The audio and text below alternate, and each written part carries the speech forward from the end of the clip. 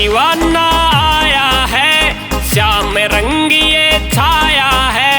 तेरा दीवाना आया है, श्याम रंग ये छाया है।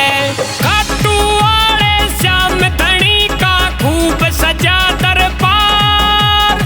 खाटू वाले श्याम धनी का खूब सजा दरबार। श्याम नाम की प्यारे भक्तों बोलो जय जयकार। श्याम नाम की प्यारे भक्तों बोलो जय जयकार। नवरात म्यूजिक, नवरात म्यूजिक।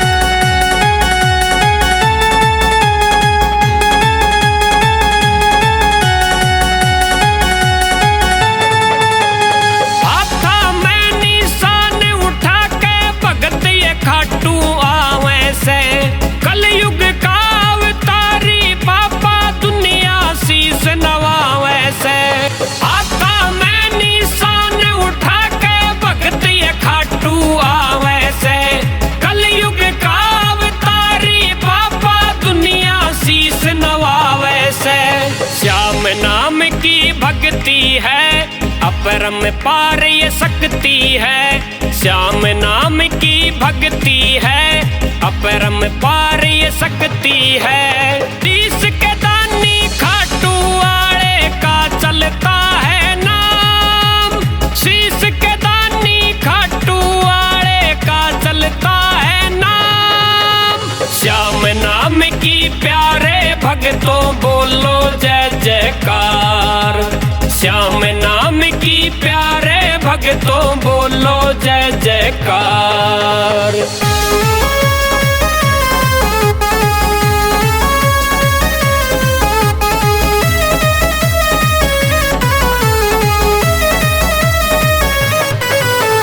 तेरे नाम की लगन या बाबा सब भक्ता ने लाई है।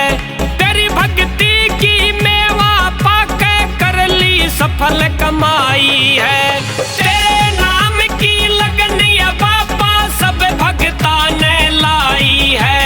तेरी भक्ति की मेवा पाके कर ली सफल कमाई है। सबसे बड़े ये दानी है, इनकी अमर कहानी है। सबसे बड़े ये दानी है, इनकी अमर कहानी है। हारे के हैं श्याम मेरे कर देंगे नैया पार। हारे के हैं श्याम मेरे कर देंगे नैया पार। श्याम नाम की प्यारे भक्तों बोलो जय जयकार।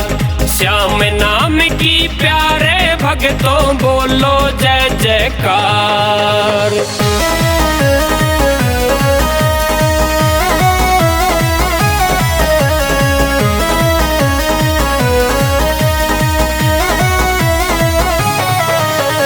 रंग गुलाल ये पिचकारी होली खेलने आए हैं।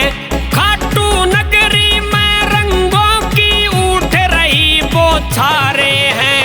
रंग गुलाल ये पिचकारी होली खेलने आए हैं।